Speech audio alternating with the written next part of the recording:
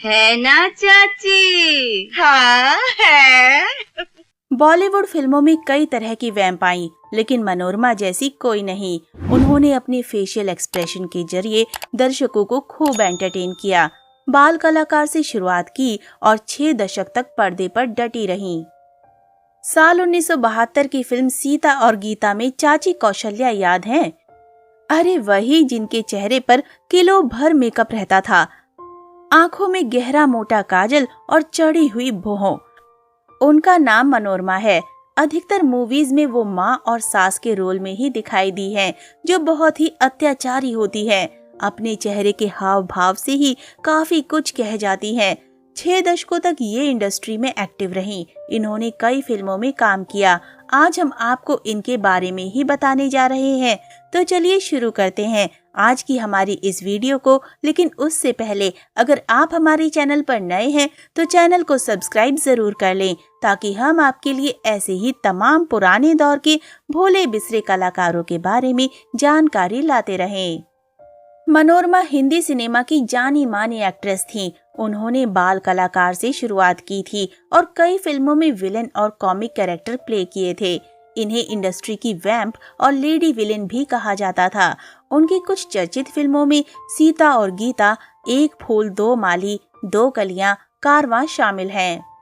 मनोरमा का जन्म 16 अगस्त 1926 को पाकिस्तान लाहौर में एक आयरिश माँ और भारतीय ईसाई पिता के घर में हुआ था।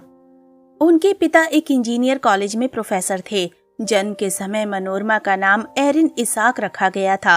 मनोरमा की माता पिता दोनों संगीत प्रेमी थे, इसलिए एक्ट्रेस ने भी डांस और म्यूजिक में ट्रेनिंग ली थी। एक बार मनोरमा स्कूल में परफॉर्म कर रही थी, तभी एक प्रोड्यूसर की नजर उन पर पड़ी।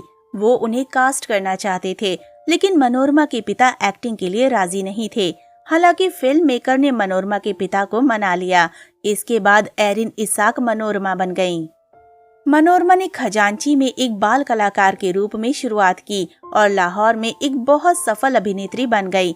बंटवारे के बाद वो मुंबई आ गई। मनोरमा ने घर की इज्जत में दिलीप कुमार की बहन की भूमिका निभाई और सुपर हिट पंजाबी फिल्म लच्छी में अभिनय किया। मनोरमा की शादी राजन हक्सर से हुई थी, जो एक अभिनेता भी थे। राजन निर्माता बन गए, जबकि मनोरमा ने अपने अभिनय करियर को फिर से स्थापित किया। अपनी शादी के बाद उन्हें कैरेक्टर रोल्स और विलन या कॉमिक रोल्स में देखा गया। राजन से शादी के कई साल बाद उनका तलाक हो गया। उनकी आखिरी हिंदी फिल्म अकबर खान की हादसा थी। मनोरमा ने टीवी सीरियल की ओर रुख किया। उन्होंने दस्ताक सीरीज में काम किया था, जिसमें शाहरुख खान भी थे। मनोरमा ने सीरियल कुटुंब में हितेन तेजवानी की दादी का किरदार भी निभाया था और अपने अभिनय से लोगों का दिल जीतती रही, और यही वजह है कि आज भी इन्हें दर्शक भूल नहीं पाए हैं। हालांकि इनके कुछ फिल्मों में निभाए गए बेहतरीन किरदार के बारे में बात कर लेते हैं। 1976 की फिल्म महाचोर में इन्हें निर्मला के किरदार में देखा गया था। वहीं इसी साल आई एक और फिल्म अदालत में इन्हें चाची की भूमिका में देखा गया। 1973 की फिल्म बनारसी बाबू में ये कौशल्या के किरदार में नजर आई।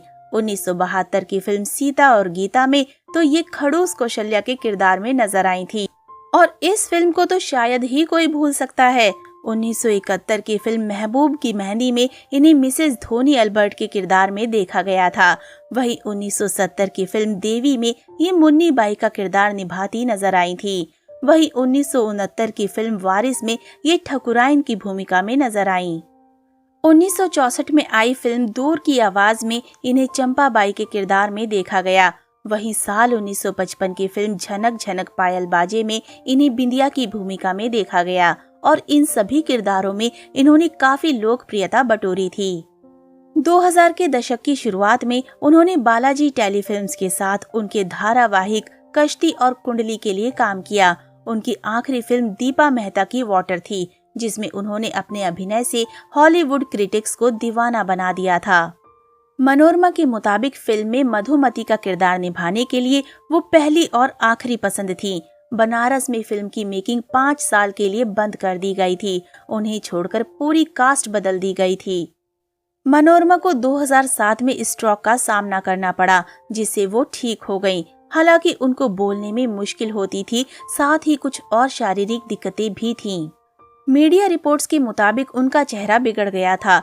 15 फरवरी 2008 को मुंबई में उनका निधन हो गया। इन्होंने 150 फिल्मों में काम किया था। मनोरमा की एक बेटी रीता हक्सर है।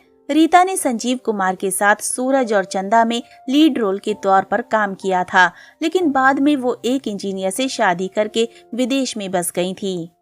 तो दोस्तों, अभी के लिए बस इतना ही। मिलते हैं अगली वीडियो में। तब तक आप सब अपना ध्यान रखिए। Bye bye.